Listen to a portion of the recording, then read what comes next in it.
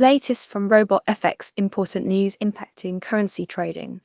The United States Institute for Supply Management (ISM) has released its latest manufacturing employment data, revealing a modest increase in December. The employment indicator climbed to 44.9, up from November's 44.0, signaling a slow yet positive shift in the manufacturing sector's employment landscape. This marginal rise, recorded on the 5th of January 2026, underscores an enduring challenge in the sector.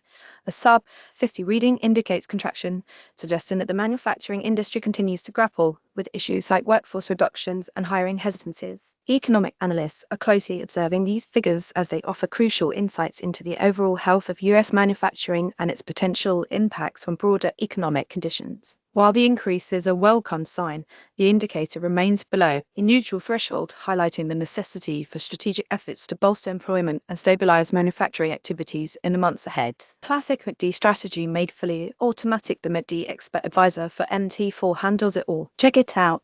The material has been provided by RobotFX.org. This news was automation. Explore RobotFX MT4 MT5 solutions today.